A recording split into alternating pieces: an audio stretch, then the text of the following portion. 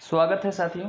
देखिए, हमने जो श्रृंखला स्टार्ट किया है प्राचीन इतिहास का, तो आज उसी का नेक्स्ट वीडियो है। हमने सोचा था ऐसे तो आज ख़त्म कर देंगे, लेकिन मुझे लगता है कि कुछ पॉइंट छूट जाएंगे अगर आज ही करेंगे तो, इसलिए मैंने सोचा कि एक नेक्स्ट वीडियो और बनाएंगे। और जो कन्फ्यूजन है कि बस ऋग्वेद ही पढ़ाएंगे, यजुर्वेद, अथर्ववेद, सामवेद वो नहीं पढ़ाया जाएगा।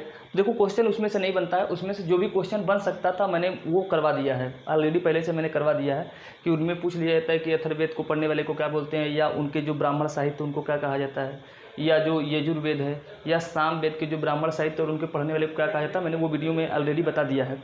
तो उससे जितने क्वेश्चन पूछ सकता है मैंने पूरे एकदम डिटेल में कराया है। वही मैंने छोड़े हैं जो वनडे एग्जाम के लिए उतने महत्वपूर्ण नहीं है। तो मैंने लगभग सभी करवाए हुए हैं, तो आप नो डाउट, आप डाउट में मत रहिए कि ये क्वेश्चन छूट जाएगा, तो ऐसा नहीं हो सकता। चलिए स्टार्ट करते हैं। आज हम लोग वैदिक कालीन इतिहास के बारे में फिर बात करते हैं आगे। एक पॉइंट जो छूटा था ऋग्वेद में वो मैं बता देता हूँ, वो क्या छूटा था। देखिए, ऋग्वेद में एक छूटा है 10 राग युद्ध। 10 राग युद्ध मतलब होता है 10 राजाओं का युद्ध। ऋग्वेद में पूछ लेता है कि एक जो 7वां मंडल है, ऋग्वेद के 7वें मंडल में 10 राजाओं के युद्ध के बारे में बताई गई है। 10 राजा कौन? तो एक जो भरतवंश, जिसका नाम भारत पड़ा है महाभारत में, तो भरतवंश का एक राजा था जिसका नाम था सुदास। और उस सुदास और अन्य 10 कबीलाई आर्यों के बीच में युद्ध हुआ था। और वो जो युद्ध हुआ था वो परुशली नदी के तट पर हुआ था। परुशली नदी मैंने बताया है कि रावी नदी को ही उस वक्त क्या कहा जाता था, ऋग्वैदिक सभ्यता में रावी नदी को परुशली नदी कहा गया है। तो परुशली नदी, रावी नदी के तट पर जो युद्ध लड़ा गया है 10 राज्य युद्ध, उसी को कहा जाता है 10 राज्य युद्ध। इसके तट पर भारतवंश के राजा सुदास एवं अन्य 10 राजाओं के बीच में ये युद्ध हुआ था। तो ये क्वेश्चन आपको याद रखना है। इसमें एग्जाम इसमें आपसे पूछेगा क्या कि 10 राज्य युद्ध जो है यह ऋग्वेद के कौन से मंडल में इसका उल्लेख है, तो 7वें मंडल में। और किस नदी के तट पर? परुशली नदी के तट पर। किन राजा के तरफ से हुई थी? सुदास राजा और अन्य 10 राजा। ये सुदास कौन थे? तो ये भरतवंश के राजा थे, भरतवंश जिससे महाभारत आगे जाकर जुड़ा हुआ है। ये सुदास फाइनली इस युद्ध में क्या हुए थे? विजयी हुए थे। सुदास क्या हुए थे? फाइनली इस युद्ध में विजयी हुए थे। फिर उसके बाद हम लोग पढ़ लेते हैं कि ऋग्वेदिक, और एक पॉइंट इधर छूट गया था जो ऋग्वेद से संबंधित है कि ऋग्वेद में सबसे अधिक बार किन शब्दों का उल्लेख किया गया है, तो इंद्र का किया गया है 250 बार। सबसे महत्वपूर्ण जो देवता थे ऋग्वेद में वो कौन से देवता थे? इंद्र थे। इनका 250 बार उल्लेख किया गया है। और अग्नि का उल्लेख 200 बार किया गया है। और हमने ये भी बताया था कि सबसे पवित्र नदी किसको बताया गया है, तो सरस्वती नदी को। सबसे अधिक बार किस नदी का उल्लेख किया गया है, तो सिंधु नदी का उल्लेख किया गया है। ये सब बातें मैंने पहले ही बता दिया है, तो उसको जो लोग ना देखे हो वीडियो, तो पहले वाले वीडियो को देख लेगा, एकदम अच्छे से सब कंप्लीट हो जाएगा।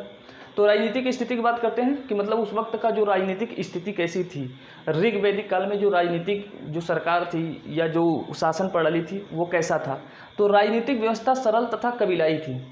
हमने बताया था कि सिंधु घाटी जो सभ्यता, इससे पहले सभ्यता थी वो नगरी व्यवस्था थी। लेकिन जैसे सिंधु सभ्यता समाप्त हुई और एक नई सभ्यता जो शुरू हुई यहाँ पर, वैदिक सभ्यता, तो जो आर्य लोग आए थे, विदेश से आए थे, यहाँ के लोगों को हरा करके यहाँ के लोगों को अपना गुलाम बना लिया था। तो वो यहाँ पर आने के बाद नगर स्थापित तो नहीं कर पाएंगे, तो कबीलाई जीवन, लोग गुट बना कर रहने लगे। तो उनकी व्यवस्था जो थी वो सरल और कबीलाई थी, ये हमने बताया था। फिर आगे है कबीले के प्रधान को राजन कहा जाता था। जो कबीला होता था, अगर फिल्मों में आप लोगों ने देखा होगा, जैसे बंजारा मूवी देखा होगा, तो उसमें लोग एक कबीलाई जीवन जीते हैं। लोगों को एक अपना कबीला होता है, उस कबीला का एक मुखिया होता है जिसे लोग सरदार कहते हैं। तो उस वक्त लेकिन ऋग्वैदिक काल में उसे सरदार न कहकर उन्हें क्या कहा जाता था, राजन कहा जाता था। और राजन के ही अन्य नाम भी थे जिन्हें जनस्य भी कहा जाता था, जनस्य। गोपा भी कहा जाता था। गोपा क्यों कहा जाता था? क्योंकि उस वक्त ऋग्वैदिक काल में जो सबसे प्रमुख संपत्ति लोगों को हुआ करती थी, यानी जिसके लिए लोग लड़ाई लड़ते थे, वो गाय हुआ करती थी। लोग गायों के लिए लड़ा करते थे। तो राजा जिसको चुना जाता था, कबीले का जिसे मुखिया चुना जाता था, उसका कर्तव्य होता था कि वो गायों की भी क्या करे, रक्षा करे। इसलिए उन्हें गोपा भी कहा जाता था। उन्हें क्या कहा जाता था? गोपा। तो उस गो से बना है गोपा। विषपति भी कहा जाता है। उन्हें क्या कहता था? विषपति। देखिए, इस वक्त जो समाज की सबसे मूल इकाई थी तो कुल होता था। कुल से मिलकर कुल या परिवार होता था। कुल या परिवार होता था। कुल या परिवार से मिलकर बनता था ग्राम। जैसे आज भी है ना, ग्राम बनता है, परिवारों से मिलकर गांव बनता है। और गांव से मिलकर विष बनता था। विष, जिसे आज के समय में लोग कहते हैं तहसील। तो तहसील बनता था। तो तहसील को उस वक्त तहसील ना करके उन्हें विष कहा जाता था और उसे विषपति भी कहा जाता था। राजा को क्या कहा जाता था? विषपति। और गोपति भी कहा जाता था, गौ की रक्षा करने के कारण। और गणपति भी कहा जाता था। गणपति मतलब गाय की रक्षा करने के कारण ही इन्हें अलग अलग नामों से जाना जाता था। जनस्य भी कहा जाता था, गोपा भी कहा जाता था, विषपति भी कहा जाता था, गोपति भी और गणपति भी। आपसे एग्जाम में पूछेगा क्या कि गणपति निम्नलिखित में से किसके लिए यूज किया जाता था? एक भगवान के लिए, ईश्वर के लिए, राजा के लिए, जनता, आम जनता के लिए, या गाय के लिए। तो अगर आपको याद रहेगा कि गणपति मतलब राजा के लिए यूज किया जाता था तब तो आप सही करेंगे, अन्यथा गलत करेंगे। ठीक है। फिर कबीले की आम सभा जो समिति थी वो राजा को चुनती थी। देखो जो ऋग्वेदिक सभ्यता है, यह ऋग्वेद में 3 प्रकार की समितियों के बारे में बात की गई है। तो मैं ऊपर को थोड़ा सा मिटा देता हूँ, आपको याद रखना है कि ऋग्वेद में एक सभा थी, एक सभा, एक समिति और एक विदत। इस सभा में कौन से लोग होते थे?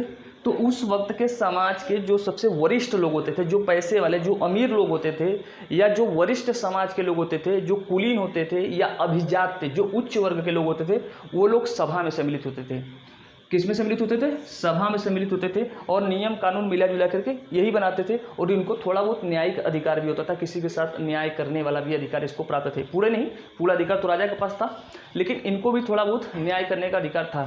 और लेकिन राजा को जो चुनती थी वो समिति चुनती थी। ये समिति में कौन होती थी? ये गाँव की आम जनता से मिलकर बनती थी। समिति गाँव के आम जनता से मिलकर बनती थी। और ये समिति ही क्या करती थी? राजा को चुनती थी।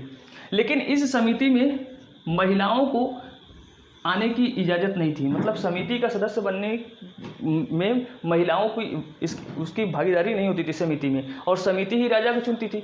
जब समिति में महिलाओं को सम्मिलित नहीं किया जाएगा तो राजा के चुनने में महिलाओं की भी क्या होगी? भूमिका बहुत कम होगी। इसका मतलब है कि राजा महिलाओं पर ज़्यादा फोकस नहीं करेगा, क्योंकि जानते हैं कि अगर चुनाव में महिलाओं की भागीदारी हटा दी जाए तो हमारे यहाँ की सरकार जो है महिलाओं के कल्याण के बारे में नहीं सोचेगी। तो समिति जो राजा को चुनती थी इसमें से महिलाओं की भागीदारी को हटा दिया गया था। तो इसका मतलब महिलाओं की स्थिति धीरे धीरे खराब होनी थी। लेकिन अगर आपसे कोई पूछे ऋग्वेदिक सभ्यता में महिलाओं की स्थिति खराब थी या अच्छी थी, तो आप बताएंगे कि अच्छी थी। खराब होना शुरू हुई थी, क्योंकि समिति में महिलाओं को सम्मिलित नहीं किया जाता था, जबकि सभा में महिलाओं को सम्मिलित किया जाता था। फिर विदत, ये विदत क्या करता था? विदत का काम था कि मैंने कहा कि इन लोगों का जीवन कबीलाई था। तो ये लोग कबीलाई थे, तो एक कबीला के लोग दूसरे कबीला पे क्या करते थे? आक्रमण करते थे। एक कबीला के लोग जब दूसरे कबीले पे आक्रमण करते थे तो वहाँ से लूटा हुआ जो धन होता था उसको ला करके अपने कबीले में बांटा जाता था। वो बांटने वाली जो सभा होती थी उसी को कहते थे विदत। ये सबसे पुरानी थी, सबसे प्राचीन थी। सब विदत जो थी इन तीनों में सबसे प्राचीन संगठन था विदत। और एक क्वेश्चन पूछता है कि प्रजापति की 2 पुत्रियां किसे कहा गया है? तो सभा और समिति को। प्रजापति की 2 पुत्रियां कहा गया है सभा और समिति को। लेकिन ये किस वेद में कहा गया है कि सभा और समिति प्रजापति की 2 पुत्रियां हैं? तो ये कहा गया है अथर्ववेद में। एग्जाम में एक बार पूछा था कि किस वेद में कहा गया है कि सभा और समिति प्रजापति की 2 पुत्रियां हैं? तो कहा गया है अथर्ववेद में। बहुत लोगों ने लगाया था ऋग्वेद में, सब लोगों ने लगभग ऋग्वेद में लगाया था। तो याद रहे कि सभा और समिति प्रजापति की 2 पुत्रियां, ये कहा गया है अथर्ववेद में। इतनी बातें आप लोगों को समझ में आ गई होगी। चलिए फिर आगे देखते हैं। ऋग्वेद में सभा, समिति और विदत 3 संस्थाओं का उल्लेख किया गया है। तो मैंने ये बता दिया है आपको। तो उस वक्त जो कैसा था? उस वक्त प्रशासनिक व्यवस्था जो कुल मतलब परिवार, कुल मतलब परिवार। ये पूछा गया है कि ऋग्वेदिक सभ्यता की सबसे छोटी इकाई जो थी, प्रशासनिक सबसे छोटी इकाई, सबसे छोटी प्रशासनिक इकाई क्या थी? तो कुल थी। कुल से मिलकर क्या बनता है? कुल या परिवार से मिलकर बनता है एक ग्राम, और ग्राम से मिलकर क्या बनता है? विष। क्या बनता है? विष। और विष से मिलकर बनता है जन। विष से मिलकर क्या बनता है? जन। कुल के जो मुखिया होता था या परिवार का जो मुखिया होता था उसे कहा जाता था कुलप। क्या कहा जाता था? उसे कुलप कहा जाता था। जबकि ग्राम का जो मुखिया होता था उसे क्या कहा जाता था? ग्रामणी। ये सब बातें याद रखना कि कुल के मुखिया को क्या कहा जाता था, परिवार के मुखिया को क्या कहा जाता था? कुलप। और ग्राम के मुखिया को क्या कहा जाता था? तो ग्रामणी। और विष के मुखिया को क्या कहा जाता था? विषपति। जबकि जन के मुखिया को क्या कहा जाता था? राजन। ये मैंने बताया। और जनपद का कहीं भी उल्लेख नहीं है, जनपद का कहीं उल्लेख नहीं है। तो उत्तर वैदिक काल में जाकर के अभी जब ये 1000 के आसपास जब ये समाप्त होगा ऋग्वैदिक काल, तो ये जो जन वाले लोग, एक जन मतलब एक कबीले के लोग दूसरे कबीले पे आक्रमण करके उस कबीले को हरा दिया और वहाँ पर अपना शासन स्थापित कर लिया। और अपने अपने जब जन को बढ़ाते चले गए तो कई जन को अपने में सम्मिलित कर लिए, तो जन से क्या बना फिर महाजनपद। ऋग्वेद में महाजनपद का कहीं भी उल्लेख नहीं है, या जनपद का भी कहीं उल्लेख नहीं है, जन का उल्लेख है, ठीक है, जन तक उल्लेख है, जन से आगे चल के बना है महाजनपद, ठीक है। ये सब बातें याद रही हैं। फिर आगे चलते हैं सामाजिक स्थिति।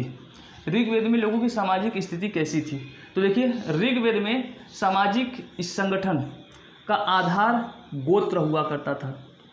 जैसे आज लोग हम लोग जैसे चुनाव उनाव होता है तो लोग पटेल, मौर्य, यादव सब देखते हैं, ब्राह्मण, क्षत्रिय सब देखते हैं, सब अपनी अपनी जाति देखते हैं।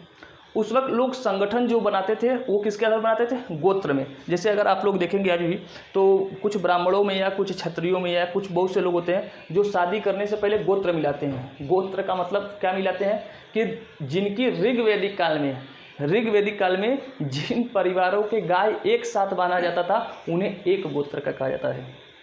और एक ही गोत्र के अगर लोग हों आज भी तो उनकी शादी नहीं होती है, क्योंकि उनको माना जाता है कि हम भाई बहन के परिवार हो जाएंगे, परिवार में क्या हो जाएंगे, भाई बहन। इसलिए ब्राह्मणों को देखेंगे तो आज भी एक ही गोत्र, नहीं मिश्रा से शादी नहीं करेगा, दुबे से नहीं करेगा, चौबे से नहीं करेगा, क्योंकि ऋग्वैदिक काल में उनके गाय जो थे एक ही खूंटे के आसपास बांधे जाते थे, तो एक गोत्र हो गए, तो इसलिए वो शादी नहीं करते हैं, तो गोत्र मिलाए जाते हैं। तो इसी वक्त की बात है कि उस वक्त ऋग्वैदिक सामाजिक संगठन का आधार क्या था, गोत्र था। लोग ये उनको पहचानने जाते थे उनके गोत्र के नाम से कि हमारा किस गोत्र में गाय बांधी जाती है, गोत्र का नाम होता था जो जहाँ पर गाय बांधी जाती थी। फिर ऋग्वेद में आर्यवर्ण एवं दासवर्ण का उल्लेख मिलता है, आर्यवर्ण एवं दासवर्ण। तो ऋग्वेद में ये लिखा गया आर्यवर्ण और दासवर्ण। हमने आपको बताया था कि जब ये मध्य एशिया से लोग आए थे, आक्रमण किए थे, तो वो थोड़े गोरे लंबे चौड़े थे और यहाँ के लोगों को हराया और इनको अपना क्या बना लिया, दास बना लिया। दस्यु शब्द यूज किया गया है, दस्यु शब्द। और जो आए थे वो जो गोरे लंबे चौड़े हट्टे कट्टे लोग थे, उन्होंने अपने लिए क्या यूज किया, आर्यवर्ण, अपने आप को सर्वश्रेष्ठ कहते थे। मैंने बताया था कि आर्य का अर्थ क्या होता है, सर्वश्रेष्ठ। और यहाँ के लोगों को क्या कहा उन्होंने, दास। और उनके रंग के आधार पर ये बताया गया था, क्योंकि वर्ण में क्या होता है, रंग होता है। तो अपने आप को गोरे थे तो यानी अपने आप को सर्वश्रेष्ठ वर्ण वाले कहते थे, और यहाँ के लोगों को नीच समझते थे, तो यहाँ के लोगों को वो दास वर्ण यूज करते थे और इनको अपना गुलाम बना के रखे थे। तो दास प्रथा भी मिलता है उल्लेख ऋग्वैदिक काल में, ठीक है। फिर है सर्वप्रथम ऋग्वेद के 10वें मंडल के पुरुष सूक्त में चारों वर्णों की उत्पत्ति के बारे में बताया गया है। ऋग्वेद, देखो आपसे क्वेश्चन एग्जाम में क्या पूछेगा कि ऋग्वेद में कौन से मंडल में मनुष्यों की उत्पत्ति के बारे में बताया गया है, तो याद रहे कि 10वें मंडल में। उस 10वें मंडल में बताया गया है कि हम मानव की जो उत्पत्ति है वह किसी एक महापुरुष से हुई है, और उस महापुरुष के मुख से पैदा हुए हैं ब्राह्मण, और उनकी भुजाओं से पैदा हुए हैं क्षत्रिय, और उनके जांघ से यानी पैर से पैदा हुए हैं वैश्य, और उनके जो नीचे जो पैर होता है ना, पेट से पैदा हुए हैं वैश्य, और उनके पैर से पैदा हुए हैं शूद्र। तो ब्राह्मण मुख से, क्षत्रिय भुजाओं से, वैश्य पेट से, जांघ से, और उसके बाद शूद्र जो है पैर से, हाँ जांघ से है तीसरा वाला। वो महापुरुष के उत्पत्ति हुई है, ये बताया गया है ऋग्वेद के 10वें मंडल में। फिर से मैं बता रहा हूँ, ब्राह्मण मुख से पैदा हुए हैं, क्षत्रिय भुजाओं से पैदा हुए हैं, वैश्य का मतलब होता है जैसे जो व्यापार करने वाले, खेती करने वाले लोग होते हैं ना। जैसे अगर आप लोगों ने देखा हो अग्रवाल, हम ये जो कुर्मी कोयरी सब आते हैं, ये लोग वैश्य में नहीं आते थे, ये लोग शूद्र में आते थे, ये लोग शूद्र थे। वैश्य कौन होते थे, जैसे अग्रवाल, जैसे गुप्ता, बहुत से ऐसी जातियाँ हैं जो बिजनेस बड़े बड़े करते थे, जैसे मोदनवाल जिसमें अधिकतर वाल लगा होता है, वो वाले अधिकतर, तो वो लोग आते थे वैश्य वर्ग में। और शूद्र में कौन आते थे, ये जो SC ST OBC में जो कुछ जातियाँ आती हैं, ये सब आते थे शूद्र में। तो इनको कहा गया कि ये ब्रह्मा की बात नहीं की गई, एक महापुरुष बताई गई कि महापुरुष के पैदा हुए हैं, नीचे पैर के नीचे वाले हिस्से से शूद्र पैदा हुए हैं। तो इसमें बताई गई है ऋग्वेद के 10वें मंडल के पुरुष सूक्त में बताई गई। आपको ये याद रखना है कि ऋग्वेद के कौन से मंडल में बताया गया। सबसे पहले शूद्र शब्द का उपयोग भी ऋग्वेद के 10वें मंडल में ही किया गया, शूद्र शब्द का प्रयोग। फिर समाज पितृ सत्तात्मक था। देखिए जो सिंधु घाटी सभ्यता थी वो तो मात्र सत्तात्मक थी, लेकिन जो ऋग्वेदिक इतिहास है, ऋग्वेदिक कालीन है, इसमें समाज कैसा हो चुका था, पितृसत्तात्मक। वो मात्र सत्रात्मक था इंडस वैली सिविलाइजेशन, सिंधु घाटी सभ्यता, लेकिन ये जो ऋग्वेदिक कालीन है ये कैसा हो चुका था, पितृसत्तात्मक। लेकिन स्त्रियों की स्थिति कैसी थी, ठीक था, ऐसे ही बढ़ा चला के मुझे तो नहीं लगता ठीक रही होगी। क्यों ठीक नहीं रहा होगा, क्योंकि हमने बताया आपको कि समिति में महिलाओं को सम्मिलित होने का मौका ही नहीं मिलता था। लेकिन आप एग्जाम में ऐसा मत करिएगा, आप एग्जाम में कह रहा है कि महिलाओं की स्थिति ठीक थी तो आप कहेंगे ठीक थी। उपनयन संस्कार होता था महिलाओं का। उपनयन संस्कार का मतलब है कि शिक्षा भी उनको दी जाती थी। उपनयन संस्कार मतलब जब लोग पढ़ने जाते हैं गुरुकुल में या कहीं पर पढ़ने जाते हैं तो उनकी जो वो एक संस्कार पूरा किया जाता था, आरती उरती उतारी जाती थी, दक्षिणा उच्छिला जो दे करके उनको विदा किया था, उसे कहा जाता था उपनयन संस्कार। इसके बाद जो व्यक्ति होता था वो द्विज कहलाता था, जिसका उपनयन संस्कार हो जाता था वो द्विज कहला जाता था। और द्विज किनका हो सकता था, ब्राह्मणों को होता था, क्षत्रियों को होता था, वैश्यों को होता था। इन तीनों को द्विज कहने का अधिकार था, मतलब इनको पढ़ने लिखने का अधिकार था। और जो लोग शूद्र में आते थे, इन शूद्रों को पढ़ने लिखने इस सब का अधिकार नहीं था। ठीक है, तो लेकिन स्त्रियों की स्थिति ठीक था, ये आप बताएंगे। वर्ण व्यवस्था कर्म आधारित था।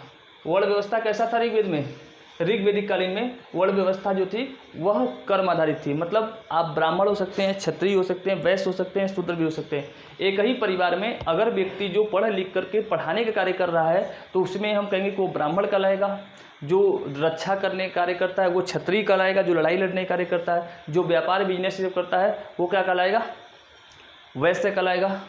और जो इन तीनों की सेवा करेगा वो शूद्र कहलाएगा। ये बातें लिखी गई है ऋग्वेद में, लेकिन मुझे तो नहीं लगता है कि ऐसा रहा होगा, क्योंकि ऑलरेडी यहाँ पे आर्य वर्ण और दास वर्ण यूज किया गया है। लेकिन आपसे एग्जाम में पूछेगा तो आप कहेंगे कि वर्ण व्यवस्था जो थी वो कर्म आधारित थी, मतलब एक ही परिवार में कोई भी व्यक्ति किसी भी वर्ण का हो सकता था।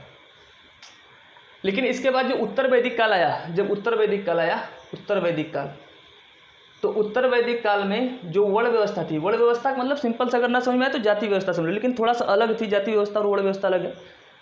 तो उस वक्त कर्म के आधार पर किसी की जाति निर्धारित की जाती थी, लेकिन उत्तर वैदिक काल में आकर कर्म के आधार पर हटा करके किस पर कर दिया गया, जन्म के आधार पर, कि अब जो व्यक्ति शूद्र वंश में पैदा होगा वो शूद्र ही रहेगा, जो व्यक्ति क्षत्रिय वंश में पैदा होगा क्षत्रिय रहेगा, जो ब्राह्मण कुल में पैदा होगा वो ब्राह्मण ही रहेगा, और जो वैश्य कुल में पैदा होगा वैश्य कुल। तो उत्तर वैदिक काल में जो समाज था वो कैसा हो गया, कर्म आधारित की जगह जन्म आधारित हो गया। आज इसी वही व्यवस्था आज भी चल रहा है, जन्म आधारित। लेकिन मेरे हिसाब से सबसे घटिया बात तो है कि वर्ण व्यवस्था शुरू ही क्यों किया, वर्ण व्यवस्था शुरू ही क्यों किया, सबसे बड़ी बात तो यही है। बहुत लोग कहते हैं ऋग्वैदिक सभ्यता बहुत बढ़िया थी, ऋग्वैदिक सभ्यता बहुत बढ़िया थी, तो समाज को पहली बात तो वर्ण व्यवस्था में बांटे क्यों भाई, यही चल के आगे जाति व्यवस्था का क्या बना है, आधार बना है। और आज हमारे यहाँ जाति व्यवस्था देख रहे हैं कि इतना लोगों के रगों में भर गया है कि लोग मर सकते हैं, सर कटा सकते हैं, लेकिन जाति व्यवस्था को समाप्त नहीं कर सकते, क्योंकि यहाँ के राजनीतिक स्थिति भी ऐसी है कि राजनीति भी तो जाति के आधार पर ही चलती है। तो जब तक ये नेता लोग हिंदू मुस्लिम करवाएंगे, हिंदू मुस्लिम से जब पेट भर जाता है तो जाति में आ जाते हैं, फिर जाति जब बाद में चलने लगता है तो यहाँ से न तो जाति व्यवस्था न समाप्त होगी न धर्मवाद समाप्त होगा। और इसको समाप्त करना है तो यहाँ के हर एक व्यक्ति को पकड़ करके अच्छे से समझाना होगा, अच्छे से पढ़ाना होगा, तब जाकर उनके मस्तिष्क में कुछ बातें घुसेगी कि ये इस वक्त की मूर्खता का देन है कि आज हमारे यहाँ जाति व्यवस्था चल रही है। आज से सोचो, आज 2022 चल रहा है, अगर आज से 2022 साल पहले जाएं, फिर उससे 1500 साल पहले जाए तो करीब 3500-3700 साल पहले जाएंगे, तब की ये मूर्खता भरी व्यवस्था जो बनाई गई थी और आज भी चली आ रही है, और ब्राह्मण लोग आज भी इसको फॉलो करवा ही रहे हैं, और यहाँ के जो निम्न वर्गीय या जितने भी लोग हैं अशिक्षित शिक्षित लोग सब उसको फॉलो कर ही रहे हैं। तो यही इसी वक्त की मूर्खता का प्रमाण है कि जो आज तक चल रहा है। फिर दास व्यवस्था क्या थी, प्रचलित थी। हमने कहा कि जो आ रहे थे मध्य एशिया से आए भारतीयों, यहाँ के लोगों को, मूल निवासियों को यहाँ के गुलाम बनाया, यहाँ के मूल निवासियों को गुलाम बनाया, और इनको कहा गया दास वर्ण, और इनसे कहा गया कि तुम लोग इसीलिए पैदा हुए हो हमारी सेवा सत्कार करने के लिए। तो दास व्यवस्था थी। और इस वक्त विदुषी महिलाओं को ब्रह्मवादिनी कहा जाता था, ब्रह्मवादिनी। अब बताइए ब्रह्मा किसे कहा जाता था, हमने बताया था कि जो यजुर्वेद था, यजुर्वेद को पढ़ने वाले व्यक्ति को क्या कहा जाता था, ब्रह्मा।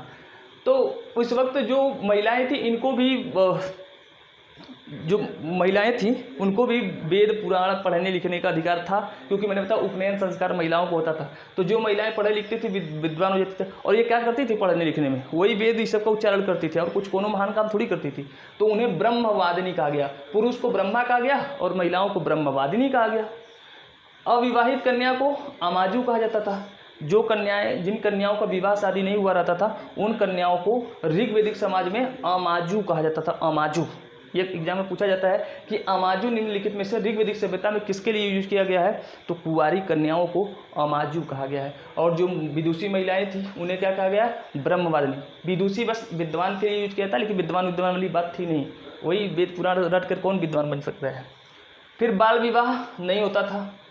आप एग्जाम में पूछेगा कि ऋग्वैदिक सभ्यता में बाल विवाह प्रचलित थी, तो आप कहेंगे कि नहीं, लेकिन बात तो ये है कि जब इस वक्त गिनती की गणना नहीं होती थी, बाद में आर्यभट्ट सब आए हैं, गिनती की गणना शुरू हुई है, तो उस वक्त कैसे पता चला कि बाल विवाह कौन सा होता है कौन सा नहीं। जो हमारे यहाँ शादी की उम्र 18 वर्ष हुई है, फिर अब तो 21 वर्ष हो गई है, तो उस वक्त कैसे पता कि गणना कैसे करते थे, किसी को उम्र 18 वर्ष हो गई, 19 वर्ष हो गया, 20 वर्ष हो गया या 16 वर्ष हुई, कैसे गणना करते थे, मुझे तो नहीं समझा। लेकिन आपसे कोई पूछे, इतना विवाद नहीं करेंगे हम लोग, बस कहेंगे कि बाल विवाह प्रचलित नहीं थी। सती प्रथा भी प्रचलित नहीं थी, मतलब सती प्रथा नहीं था। सती प्रथा जानते हैं, जिसमें पति मर जाता है तो पत्नी को जिंदा पकड़ के क्या करते हैं, जला देते हैं, उसे कहते हैं सती प्रथा। तो सती प्रथा नहीं थी। तलाक भी नहीं था। एक बार किसी कन्या का किसी बुढ़ऊ आदमी से भी शादी हो गया तो वो उसे नहीं छोड़ सकती थी। इसीलिए हिंदू धर्म में तलाक का बहुत विरोध करते थे ब्राह्मण लोग कि हमारे वैदिक सभ्यता में लिखा है कि तलाक बहुत घटिया चीज़ है। अम्बेडकर साहब ने कहा कि तब हम बदलेंगे। महिलाओं को आप लोगों ने गुलाम बना रखा है। किसी भी व्यक्ति का पैसा देकर कोई खरीद ले रहा है, खरीद कर शादी कर ले रहा है, तो मतलब तलाक नहीं होगा। अम्बेडकर साहब ने फिर इस तलाक व्यवस्था को, इसलिए 1954 में जब हमारे यहाँ जब हिंदू कोड बिल लागू हुआ था तो तलाक की व्यवस्था की गई थी। तो तलाक व्यवस्था नहीं थी, याद रखिएगा। ऋग्वैदिक सभ्यता में न तो बाल विवाह होती थी, न सती प्रथा था, न तलाक थी। और पर्दा प्रथा मतलब घूंघट जोड़ने वाली प्रथा है, पर्दा प्रथा भी नहीं था। बहुपत्नी प्रथा आदि का भी चलन नहीं था। तो फिर दशरथ साहब ने 3 शादियाँ कैसे कर ली भाई? दशरथ साहब ने 3 शादियाँ कैसे कर ली? लेकिन फिर भी आप विवाद नहीं करेंगे, आप कहेंगे कि ठीक है, बहुपत्नी प्रथा भी नहीं था।